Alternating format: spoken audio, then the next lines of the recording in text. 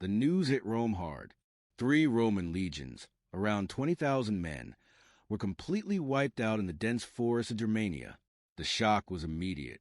Emperor Augustus, now in his 70s, was devastated. He wandered his palace in grief, repeatedly crying out for the lost legions. But they were gone. Their remains were left behind in enemy territory, and the sacred legion standards, the golden eagles, were now trophies of the Germanic tribes. This wasn't just a military loss. It was a humiliation. Rome, the strongest empire of its time, had been defeated by people they had once dismissed as uncivilized. It was a deep wound to Roman pride.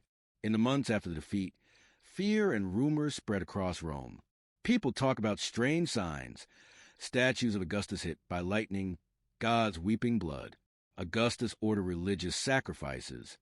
But in his heart, he believed that only German blood could cleanse this disgrace. He told the Senate that revenge would come, but only after proper planning.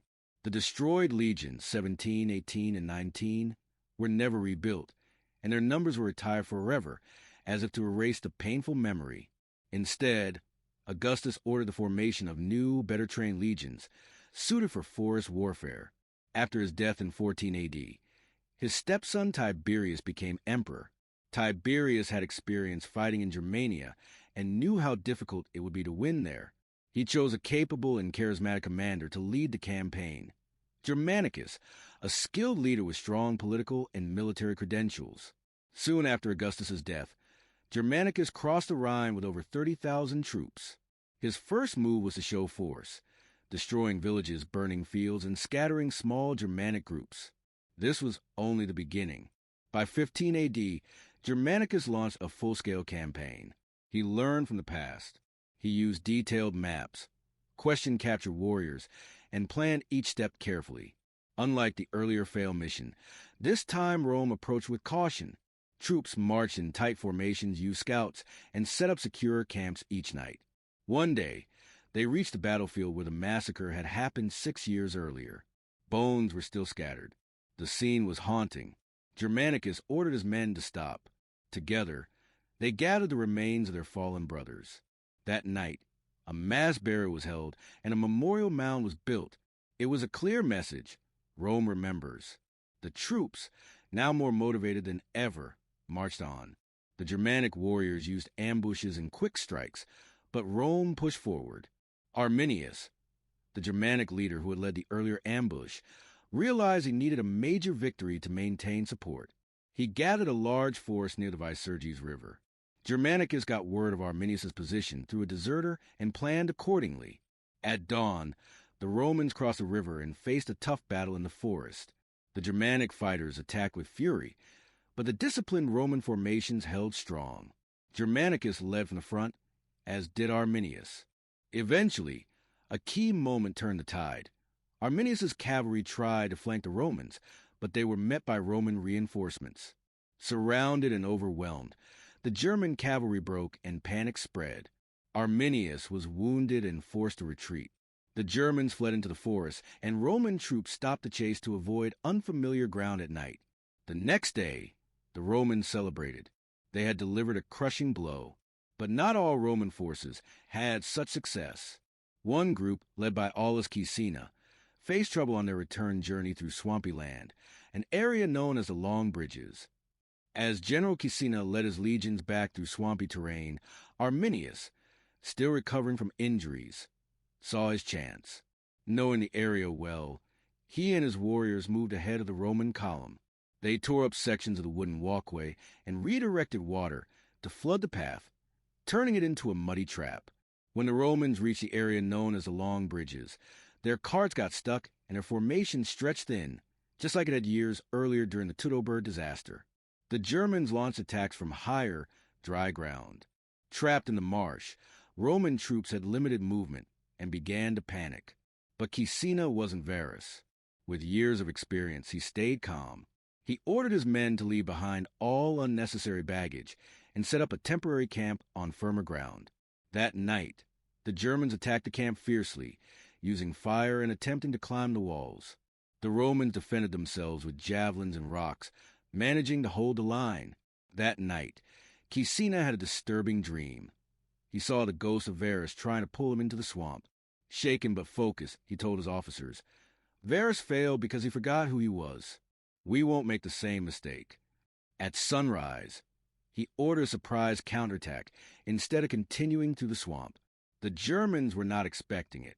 The Roman legion struck hard and fast. Caecina led the charge himself, inspiring his soldiers by fighting at the front. The Germans, unprepared for such an assault, were driven back. Arminius was wounded again and had to be carried off the battlefield. Caecina then took a safer route to return to Roman territory, saving all 4 legions from destruction. By the end of 15 AD, the Romans had recovered lost ground and inflicted serious losses on the Germanic tribes. But their mission wasn't finished. They still had to recover the captured legionary standards, symbols of Rome's honor. In 16 AD, Germanicus launched a new campaign. He once again used ships to move his troops along the coast, heading inland toward the Anglovarii tribe, Arminius' allies. After some small battles, they reached a fortified stronghold said to be guarding one of the lost eagles. This fortress, built on a hill and heavily defended, became the center of a long siege. Roman forces constructed towers, ramps, and used catapults to bombard the walls. The defenders refused to surrender, even when fire consumed their wooden walls. After a week of intense fighting, the Romans attacked directly. Troops advanced in tight formations, climbing ladders under a hail of arrows and rocks. Many were killed, but more followed. Eventually, a Roman officer named Marcus Ventidius reached the top. Others followed, breaking into the fortress. The defenders retreated to a central building where the eagle was kept. The Romans set it on fire. As smoke forced them out, they were overwhelmed. Ventidius emerged from flames, holding the eagle of the 19th Legion. It was burned but still recognizable. The Roman troops erupted in cheers. Many wept openly. Germanicus held the eagle, kissed the blackened metal, and handed it to its new bearer. "Today," he declared, "we begin to erase the shame of Teutoburg." With morale high, Germanicus decided it was time for a final battle. Arminius had gathered a new army, uniting tribes that had previously stayed out of the fight. Both sides met on the plains of Idus Diviso. The Romans, in perfect formation, waited calmly. Across the field, Germanic warriors shouted and beat their shields. Germanicus reminded his troops of what was lost in Teutoburg. "Today," he shouted, "we show the world why Rome rules." Battle began with volleys of arrows and javelins. Then came the clash. The Germans charged wildly, but Roman discipline held firm. Step by step, Roman legions pushed forward. Arminius tried to lure them into ambushes, but Germanicus saw through the tactic and sent cavalry to cut off escape routes. Eventually, Arminius led a desperate charge toward Germanicus' position. The two commanders were nearly face-to-face when Arminius threw a spear, only to have it intercepted by a Roman guard who died, saving his general. Roman troops counterattacked, and Arminius was forced to retreat once again. With their leader wounded, Germanic forces collapsed. Roman cavalry pursued them into the forest. Thousands of German warriors lay dead or dying. Rome had won a crushing victory. The campaign dragged on for weeks. More battles followed, and more villages were destroyed. Eventually, the exhausted Roman army returned to winter camps. A fierce storm struck the fleet, sinking many ships. Some saw it as a warning from the gods. Back in Rome, Emperor Tiberius praised Germanicus publicly but privately grew uneasy. Germanicus was too popular. In 17 AD, Tiberius recalled him to Rome and ended the campaign. His official reason? The Germans could now be left to settle their own disputes.